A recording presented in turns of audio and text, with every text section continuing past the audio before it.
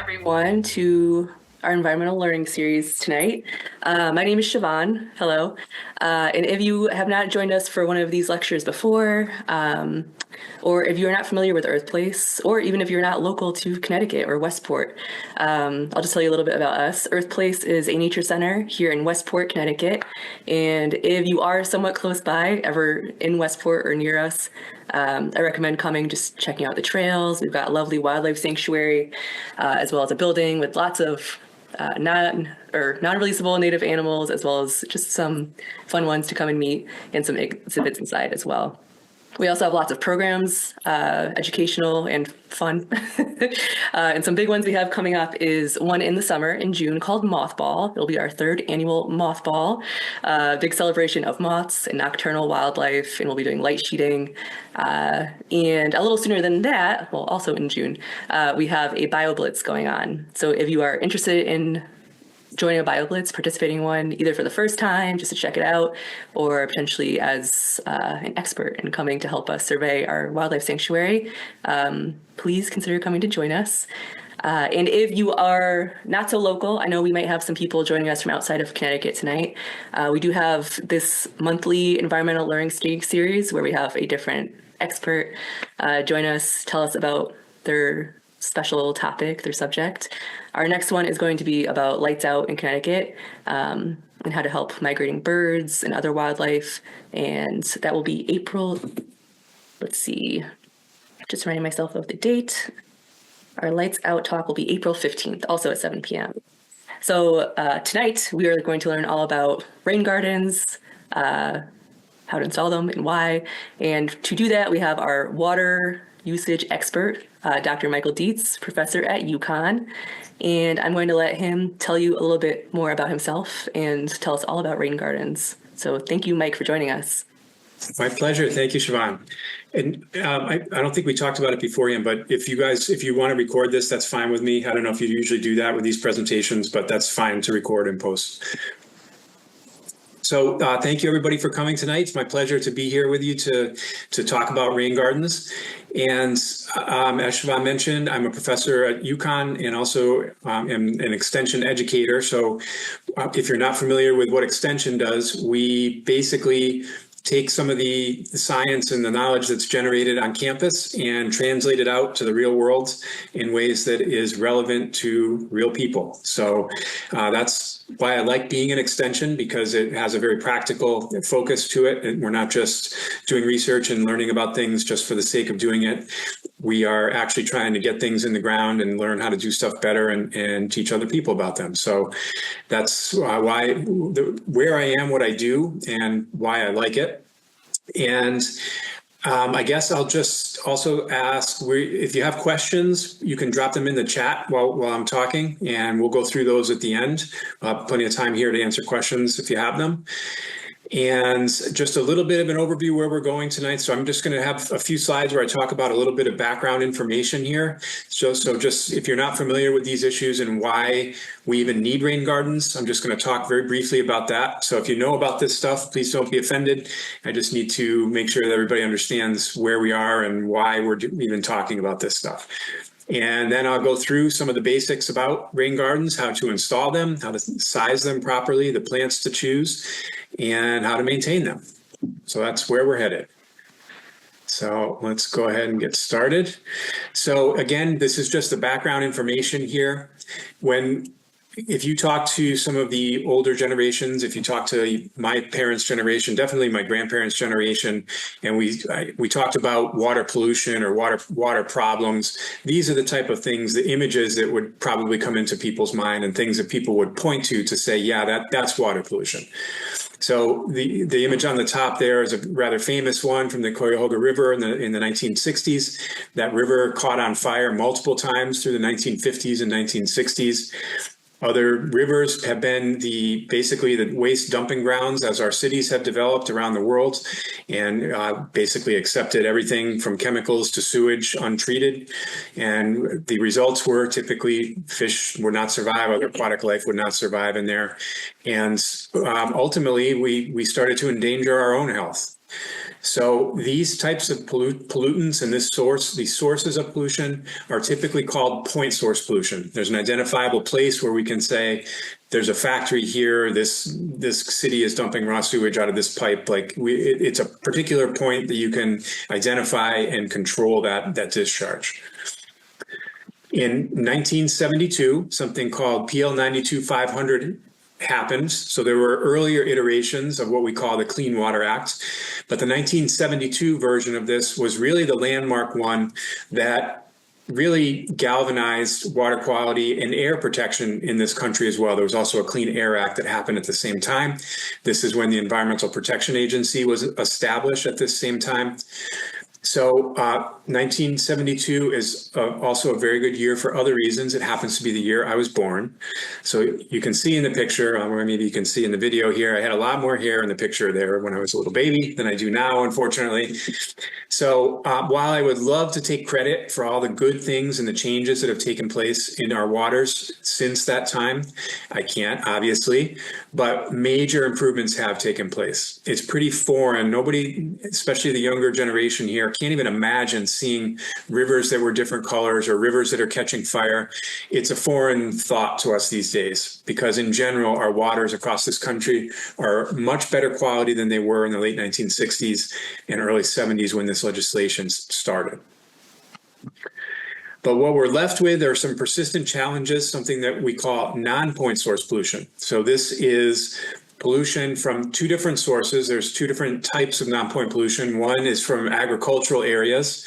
So we're not going to really focus on that tonight, but that is really either fertilizers or manure waste that runs off of farm fields and gets into our local waters. So that is a major problem in the center part of our country and in other parts as well. But we won't focus on that tonight. We're mostly talking about urban areas. So non-point source pollution from urban areas is the runoff that happens when water falls on all these impervious surfaces, which we'll talk about here tonight, and runs off into our local waters and ultimately ends up damaging them because of the quantity and quality of that water that's in there. And it's really difficult to control this type of pollution, especially in our urban areas, because it's not easy to find where all these pipes go and there's networks everywhere. And it's not just one place you can say, okay, you got to fix the problem here. It's a very complex problem. So the main driver here, and again, please forgive me if you know all this stuff, it's easy to forget it. I'm a water guy and I deal with this stuff every day.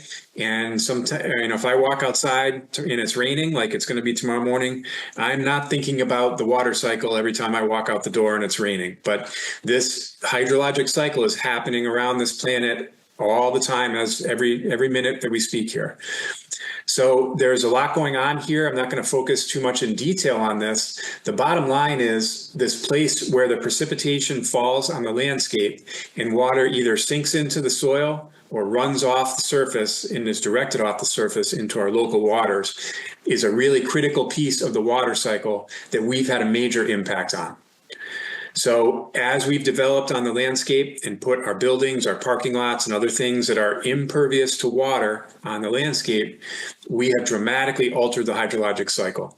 So we've changed the quantity, we've increased the quantity of water that runs off into our local waters, and we've also degraded the quality of that water by the things that water picks up as it washes over these surfaces.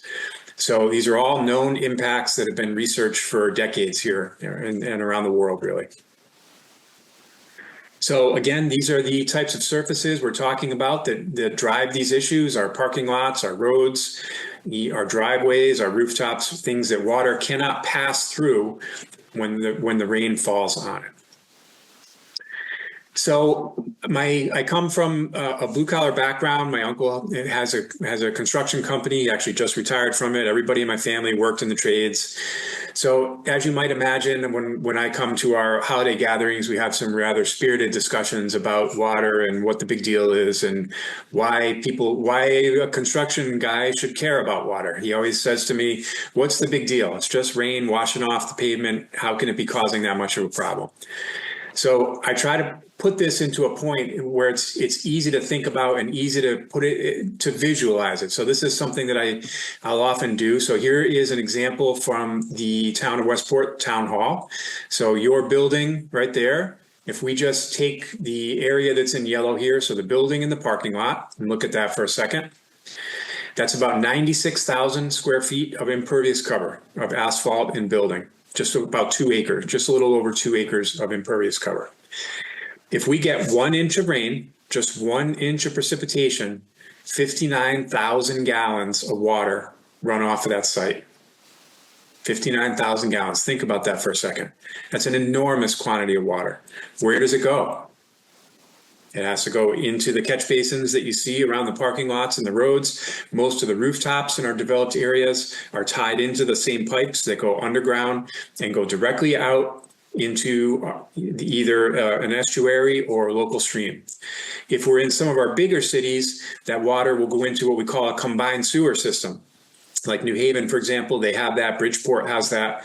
That is even more problematic because that stormwater mixes with sewage. And if we get too much rain, that can cause overflows of that into our local waters. And then you get things like beaches shut down because there's too much bacteria in the water. But our smaller towns like Westport and others have a separate system. So that stormwater alone just going into those local waters is very problematic. If we now think about an average year, so in this state, we get about 48 inches of precipitation on average. That is 2.8 million gallons of water that will run off of that site in an average year. Or if you put it in another unit, it's about 4 Olympic-sized swimming pools full of water. So this is just one small building and parking lot now. So think now about going to the larger cities, go to Manhattan, and think about what 1 inch of rain, the trillions of gallons of water that are now going to run off of that city, and how that gets handled and the consequences that that has on all the receiving waters. It's a staggering number. So one little piece of land is, my house is not going to cause the Long Island Sound to fail, but when you put all this stuff together, it has a dramatic impact. So because of this, stormwater is just behind runoff from agricultural areas, and it is one of the top sources of water pollution according to EPA in our country at this point in time. So hopefully I haven't depressed you too much with the background information here, but there is some hope. So even though we do have these persistent problems from our urban areas, rain gardens are one solution that help to address this issue. So this concept originated in Maryland in the 1990s, part of what we call, or what they called at the time, low impact development. So just like we have our Long Island Sound, in Maryland, the Chesapeake Bay was very important to them, and they were finding that it was being degraded because of runoff from urban and agricultural areas. So they wanted to create a different way to develop that would still allow development to occur. They knew they couldn't shut down development. Nobody wanted to do that, but they wanted to try to do it in a way that made that development function as if it were an undeveloped site, a forested site. So that's really where this concept originated. So very simply, a rain garden is just a depression in the landscape that's designed to collect and infiltrate stormwater.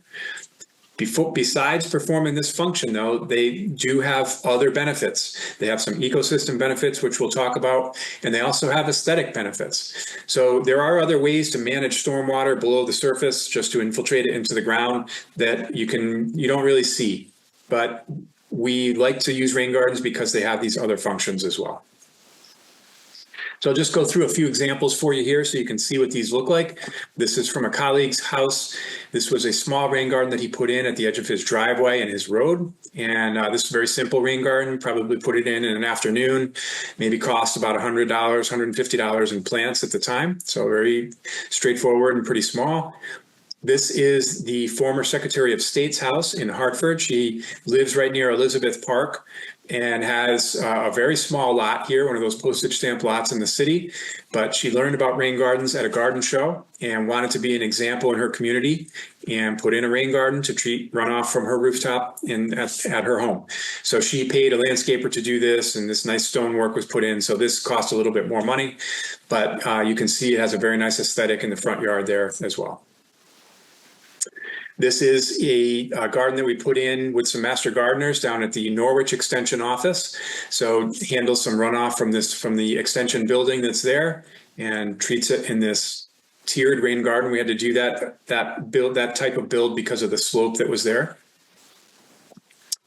This is a small garden that I worked on with some students at UConn a few years back. So taking runoff from the roof of a dorm that was right here that previously went into a pipe that was disconnected and directed out to this rain garden.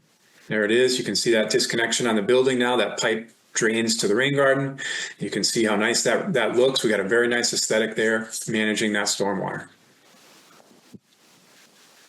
This is one of the most recent ones. So we did this with a group of students. This was actually their doing. They came to me and I basically just facilitated this for them, but they actually got a small grant from the university and I helped them get this one in the ground and made it happen. So this is some runoff from a building right next to the UConn Dairy Bar.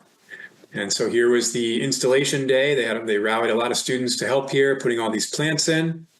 There's the finished garden. Some of the nice flowers. So here's some purple coneflower when it was blooming later in the summer. You can see the monarch butterfly in there. So we got nice ecosystem benefits here. And a little bit later in the summer, there's some of the larvae from the butterflies there. So this really doing the job here and providing the habitat for these pollinators to reproduce. Really exciting to see that.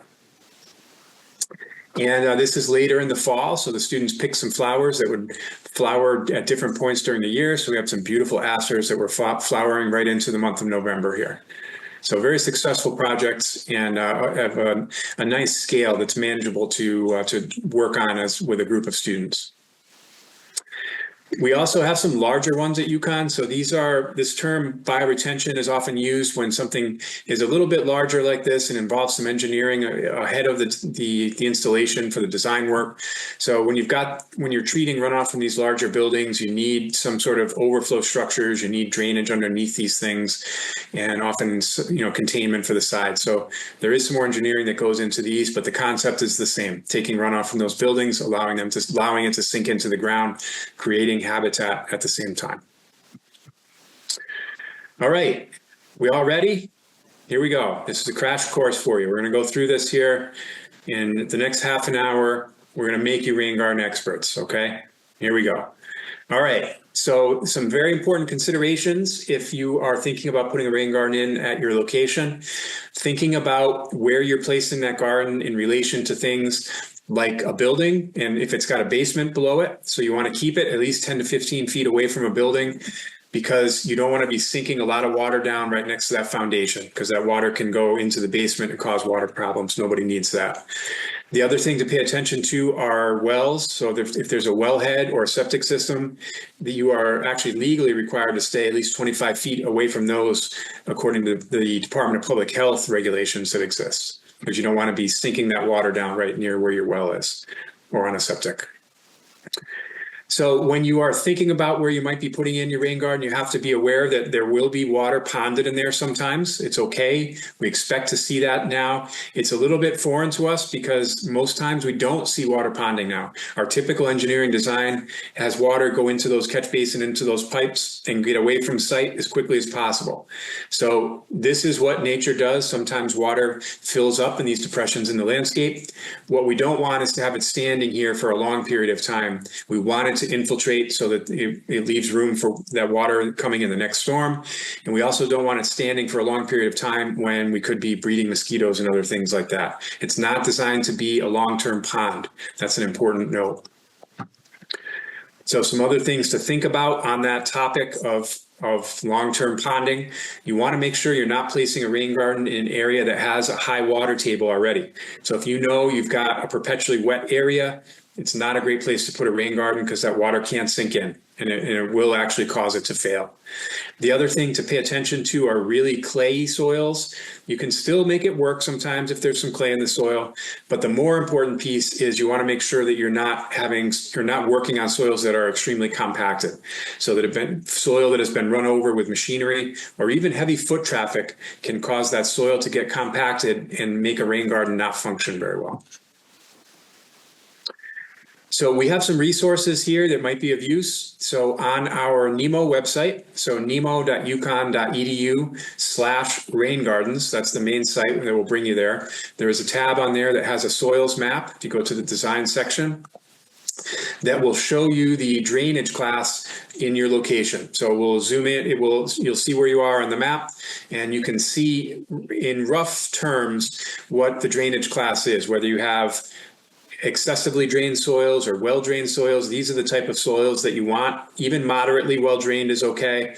Once you start getting into somewhat poorly drained or poorly drained soils, then you're going to be suspicious that it might not be able to infiltrate that water that you need to. So like the green in this area, for example, if you saw that those were the type of soils that were on your entire property, you really want to rethink that and maybe look at a different location for the installation. But this is a coarse estimate. It's really better to, once you get let's say you find that your soils are moderately well drained or well drained, so that sounds good. You still might want to do a quick infiltration test just to make sure the soils in your exact location are suitable to infiltrate water. So a simple way to do that, dig a hole 12 inches deep, fill it up with water, and if you've still got water in it after 24 hours, it's not suitable for a rain garden. So it's not a perfect test, but it's a reasonable, quick estimate to give you a good idea whether you've got standing water in there. I guess if you dig the hole 12 inches deep and you've got standing water already, it's not a good spot to put the rain garden right off the bat. You don't even have to fill it up. But usually you won't, in most cases, you won't find standing water right away, but fill it up, let it come back a day and see how it looks. So sizing that garden is also really important, because if you make it too small, you're going to have too much water coming in there off of your roof or parking lot or whatever it might be, overburdening it and causing it to overflow more frequently.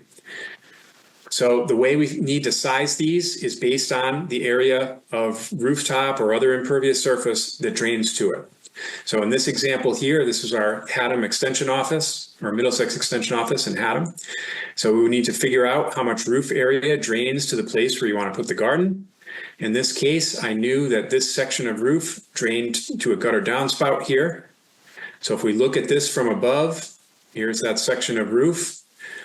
We can measure this. I'm going to show you a couple of ways to do it. This can be done very simply from the ground with a tape measure, but I'll give you some fancier ways here shortly. But the bottom line is that's about 580 square feet. This other little section of roof also contributed to it. And this section of driveway also contributed to the area where we wanted to install the rain garden, which was right above that in that little turnaround, the island in there. So if we add up all of those areas, it totaled 960 square feet of impervious cover. Rain gardens typically were sized to contain 1 inch of rainfall in a depression 6 inches deep. Now that's just the basic sizing, the 6-inch depth sizing. That can be adjusted. But what has changed, the guidance now has changed to size them according to a 1.3-inch precipitation event. And if anybody has paid attention to this, or if you've lived in Connecticut for a long time, you know generally that we're getting more intense storms than we used to. And you don't need any data to really tell you that. You can probably just have the sense if you've lived here for a while. But if you look at the data, this is exactly what NOAA did. So they evaluated our existing precipitation data, looking back all the way to the beginning of when we were collecting records up until the 2010 timeframe. They could see that our precipitation had increased dramatically, and what had changed were our more extreme events. So they decided Connecticut Department of Energy and Environmental Protection decided to change their sizing guidance up to 1.3 inches to reflect that change in the precipitation, which was a really good thing. So that again, just for reference, that's not any prediction about our changing climate. That is looking back at our existing data that we already have just on precipitation. So this is known changes that have happened in our precipitation here in the state. So then if we were using that 6-inch depth as a guide, you can, whatever number you're going to use for your depth, you can just divide that 960 by that number. So this example here, if we're saying it's going to be 6 inches deep, 960 divided by 6 would be 160 square feet. If we're using that updated guidance, which is 1.3, you would multiply it by 1.3, and it gives you 208 square feet. So that's the simple estimate. If you wanted to make it a little deeper, say you didn't have a lot of surface area and you didn't have any concerns about anybody tripping and falling into a little bit deeper garden, you would just divide 960 by 12 instead, multiply by 1.3, and you would get half that size, so 104 square feet. But if even that math there gives you a little bit of math phobia and is triggering anyone here with some math anxiety, I'm here to save the day. We have an app that will help you do this without having to do any of the math yourself. Okay, I can hear the sighs of relief already, even though everybody's muted. So we built this app a number of years ago. We built it just for Connecticut first and based it on a workshop series that we used to do and a fact sheet that we had. So basically translated all the information that I'm talking about tonight here with you and how to size the gardens. There's some little videos in here about like the placement and the other things that we've talked about so far, but how to do the sizing. So there are two ways you can do this now in the app. So the first one is you can utilize your phone to use the imagery that we have now at hand that's super easy to access, so the Google Earth imagery. You can zoom right into your site, and as you can see in the image there, you can tap out the outline of the roof area that you want to treat and hit calculate area. The app will then tell you how big that area is and how big the rain garden should be. I will note that we are actually in the process of changing this right now. Our app developers is updating this to reflect that 1.3 guidance. So as of last week, I think it was still the 1-inch guidance in there. So just be aware of that. The other option that's in there is a sizing calculator. So if you know the width and length of your rooftop or your parking lot, you can just enter that in here or enter the square footage of your drainage area. And you can select your state. We have expanded this to 23 other states now. So obviously you would select Connecticut if you're here, but you can select other states if that's appropriate for you. And if you go down below, you can change those sliders to reflect the rainfall depth. So there you could change that to reflect the 1.3-inch guidance. You can change the storage depth, and that thing will automatically change on the fly and tell you how big the rain garden should be. The other things that are in here, also the soils data that I mentioned from the website. So that's all in the map, so you can see right where you are and what that drainage class is. And our plant database is in there. So I haven't talked about the plants yet. We'll get to that shortly, but that plant database is also in the app and easily accessible in there. So that's the URL for the app itself. The rain garden website is different. It's all the same information in both places. This URL is just optimized for viewing on the cell phone.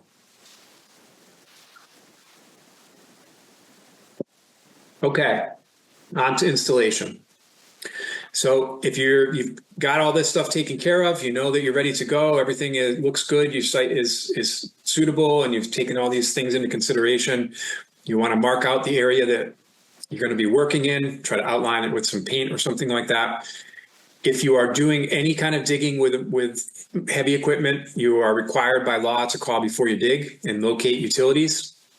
This is also a good idea to do even if you're doing just work with a shovel. We did the same. We did the call before you dig when we did that rain garden here on campus.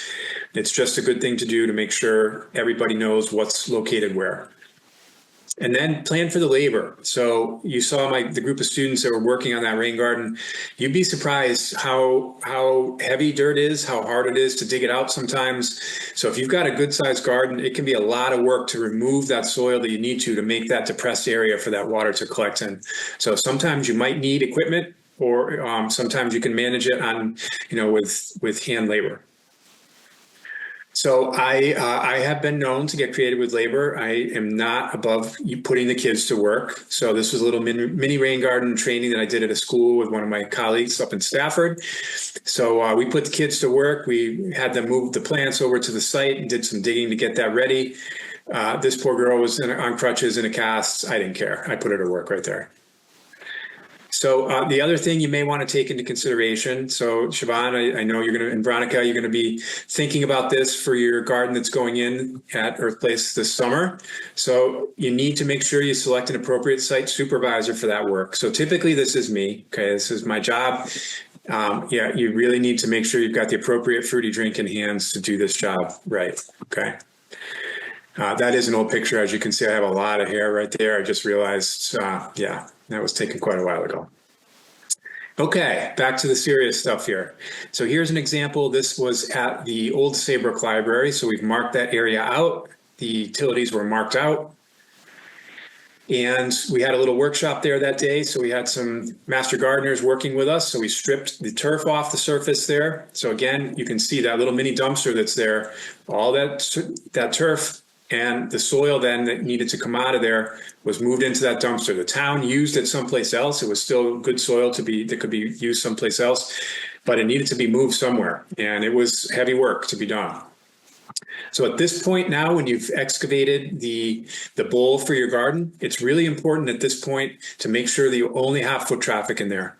So if you have used equipment of any kind for the garden, you want to make sure at this point that you don't drive that thing in there at all, because that soil will be compacted on the bottom and it will not function properly.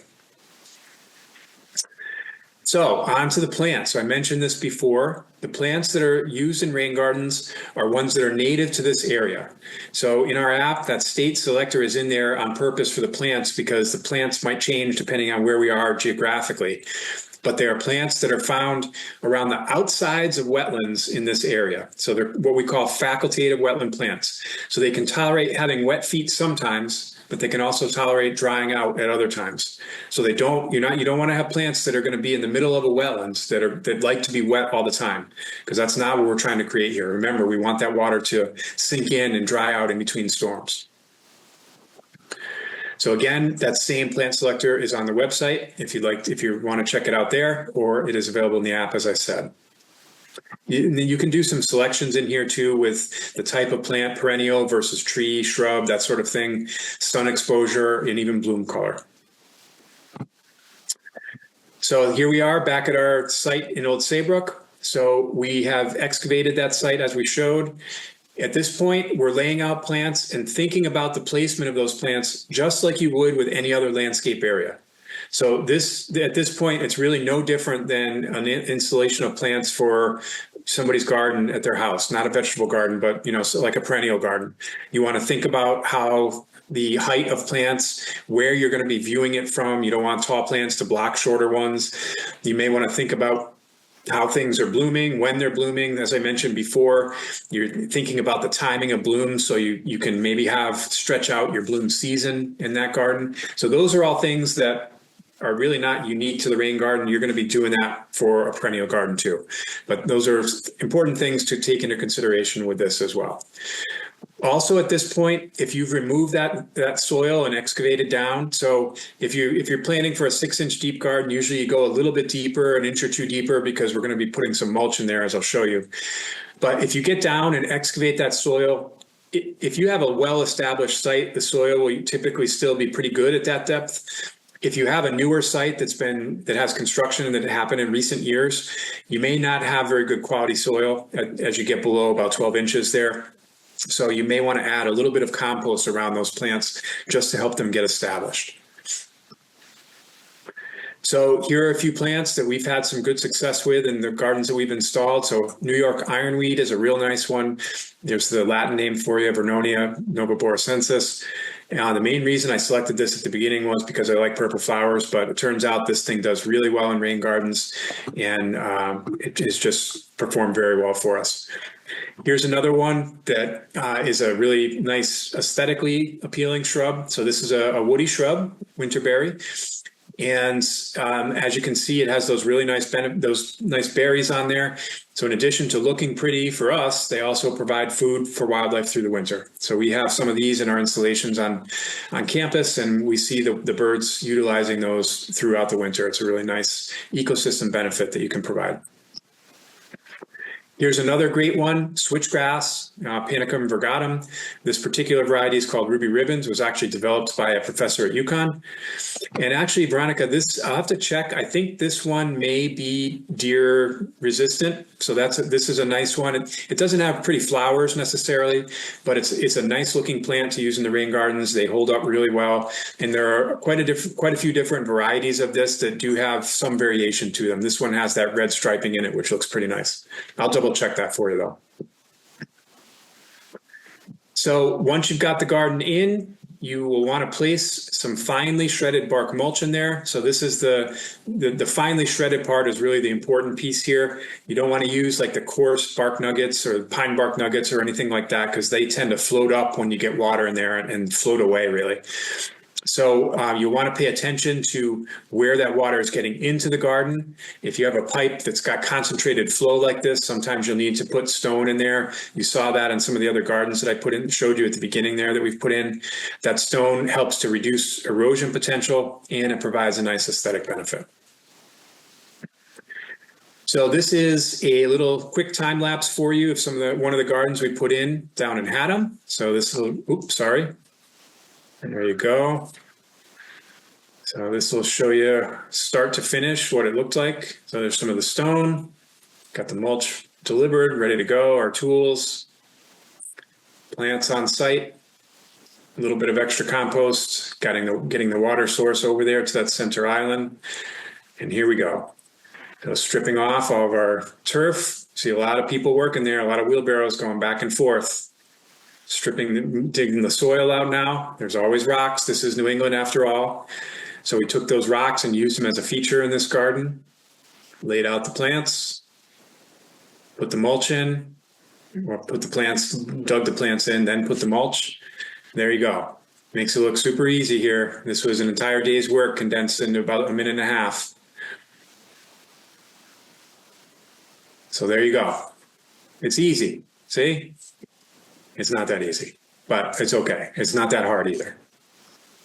Okay, so everybody gets excited when a rain garden gets installed. The students were so excited that day, and it's really a nice bonding, team building type experience, and it's very satisfying to work on. But here's the part that is like the non-sexy part of the rain garden. All right. Everybody likes to be there when it goes in and feel good when you go home. But 6 months later or a year later, when you come back and it's full of invasives or it's all clogged up because something happened and it got eroded, that's the part that nobody wants to really think about. But it's a really important piece. So maintenance gets overlooked, but it's really important to take care of. So in the first few months, I mentioned that these plants are native to this area. So once they're established, they won't need to be watered or fertilized. But while they're getting established, you got to water them just like any other plant so they can get off to a good start. Early on in the first few months, you also want to inspect for weeds and invasives at least monthly, make sure they're not taking hold in there. Also, you want to check for early erosion problems to help avoid having something like this that happened after a year. You know, this could have been caught very early on and avoided this big problem here where this sediment filled up that whole basin now. Once it's established on an annual basis, you want to inspect for weeds and invasives at least annually. The plant size and shape is really up to you. This is an aesthetic thing. I would say habitat-wise, it's probably better to let plants grow as they want to grow. You can select varieties that will be smaller. You don't have to plant trees in there. If you don't have a lot of space, you can plant smaller perennials and shrubs to keep it small and tight. If you have a lot of space and you want a tree to grow in there, you can do that too. But that is really just about the aesthetics. That is up to you how they're managed shape-wise. The other important thing here, you can remulch it annually. That's typically done to help keep weeds down and help maintain moisture, to keep the moisture in and keep it from drying out. But you want to make sure that the storage is maintained at that point, that you're not filling it up with too much mulch. That can happen. And you want to just take a look at where water is coming into and leaving that garden and making sure that it can still get in and that it's not eroding anywhere. Those are other important factors. So I've already shown you these sites here. So there's our Nemo site and the app page. So this is just listed again here for you. And that is it. I'm happy to answer other questions if anybody has them. Let's see if I can see the chat here, if there's anything in there. Yeah, I'll unshare the presentation now if that's okay. That way I can see everybody better.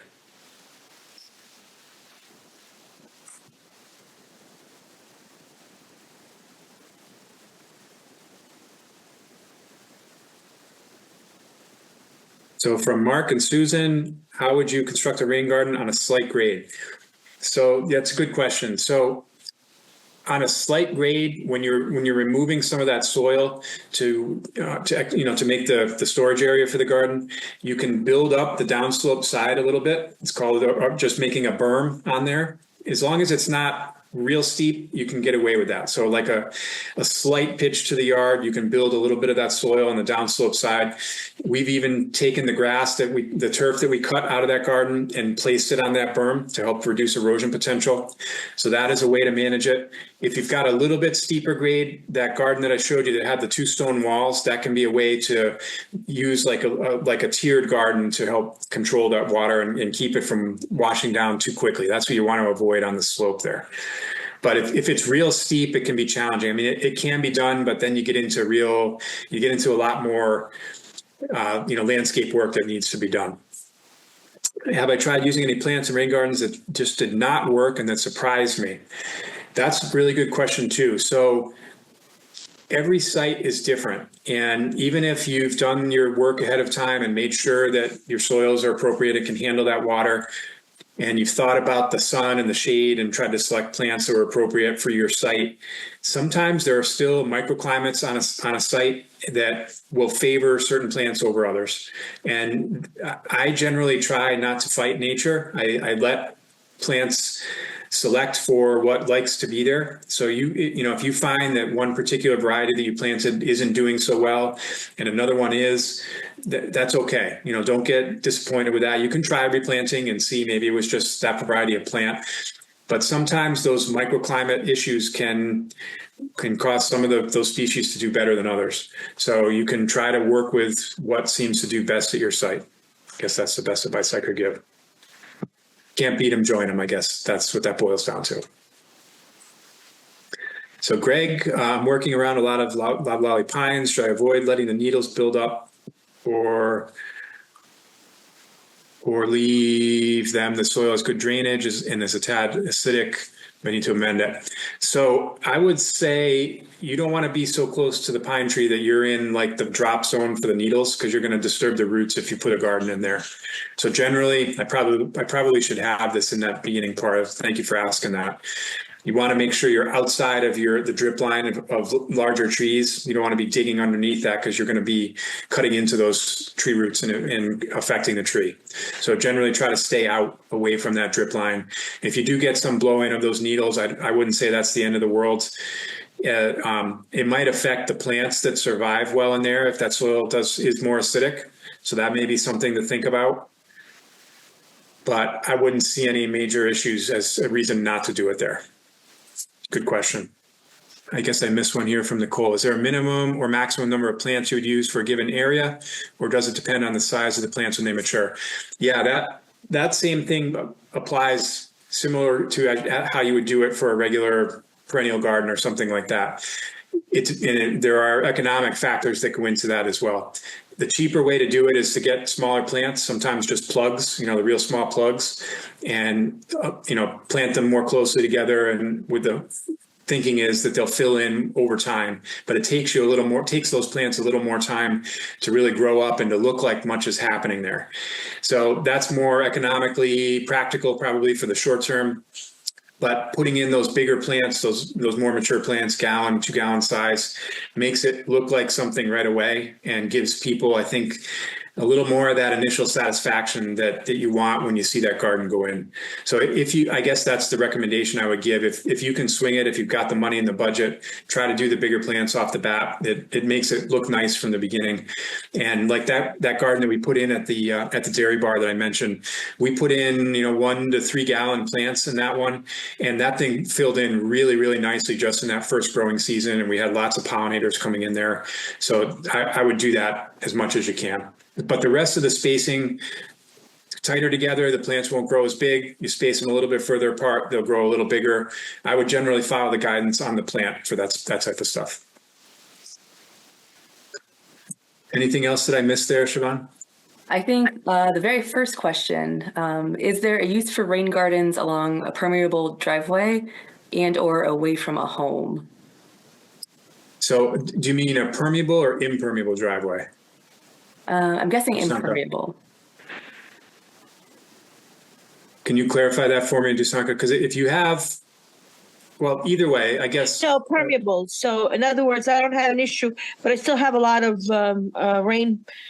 I still have a lot of rainfall along the driveway. It hurts. It's permeable, but there's still a lot of runoff. Yeah, this is what I generally tell people. It's really about keeping the water on your site as best you can. So if that water is leaving your property and there's a way that you could put in a rain garden to try to capture some of that, that's great. So there are other, like, I'm going to be honest with you. My mother knows the work that I do here. She knows, like, she's seen these presentations, and she comes to my house for dinner and she said, "Why don't you have a rain garden at your house?" And I said, "Well, yes, it would be nice to use it as an example here, but my property is just, it's the way that it drains. None of the water leaves my property. So I don't need it. Like, the water comes off my roof and sinks in my other perennial gardens. My driveway runs off into the yard and into the woods. Nothing leaves my property. So I'm a pretty practical guy. I'm not going to tell people to put it in just because. So if you can manage your water in a way. Now, my issue is it takes my driveway away, and I don't want to put something. So it sounds like you could use it. Yeah. Right. That's right. Okay. Great. Yep. Okay, that's good. And then Veronica, I'm sure it depends on plants, but have you had success with rain gardens in heavily shaded areas? Yes, definitely. We definitely have plants on there that will do okay in shady areas. Yep. You can select that in the plant selector.